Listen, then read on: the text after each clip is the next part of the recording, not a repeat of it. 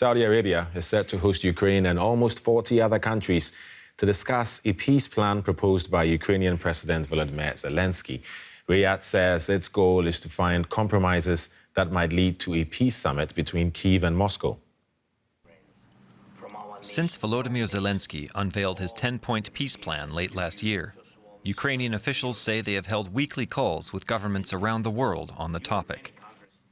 This weekend in Jeddah, advisors from dozens of countries will have a chance to discuss it in person. And one of the main aims of this round of negotiations will be to finally fix the common understanding of what is 10 points, what the 10 points are about. What is the formulation of these 10 points? What is the aim of each and every point?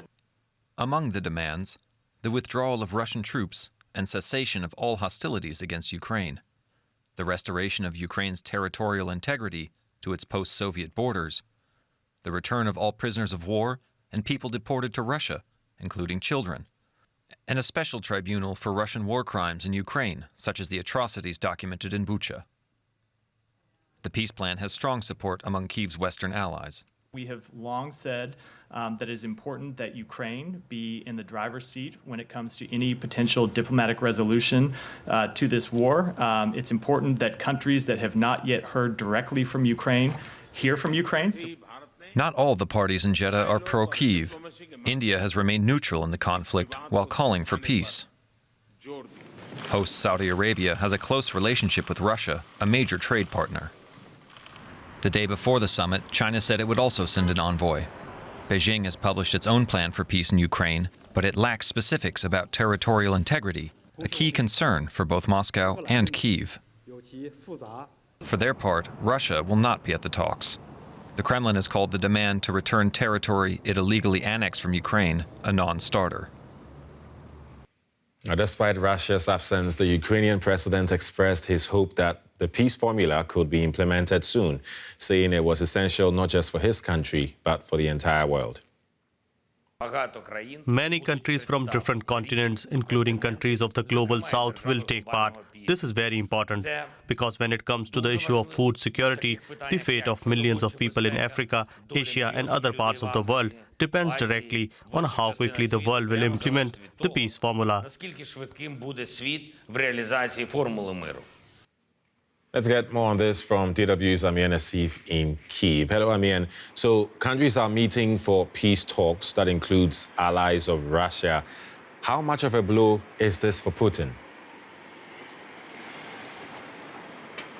Well, for Putin, this does not look very good. It's definitely been a PR coup in the eyes of Ukrainians that you have these BRICS countries.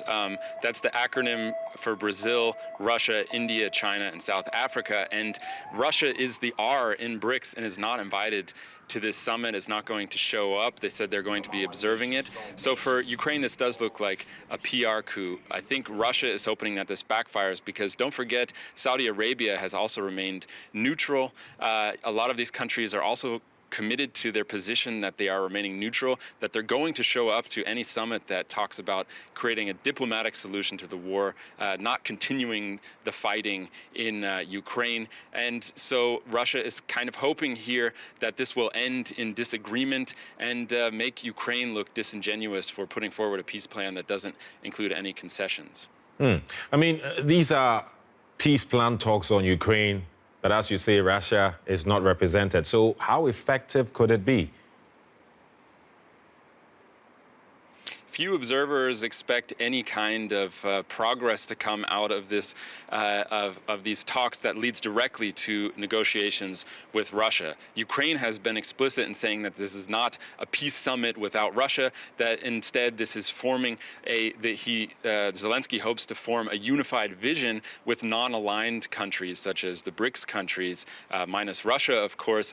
So this is a step toward peace talks with Russia. That being said the effectiveness of the summit could be to show some kind of unity, to give, as the U.S. said, a chance for these countries that don't usually have face-to-face time with Ukrainian diplomats to actually talk through some of their own interests in this conflict.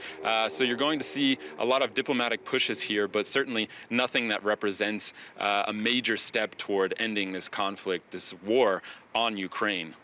Okay, PW Zambia and Egypt, thank you.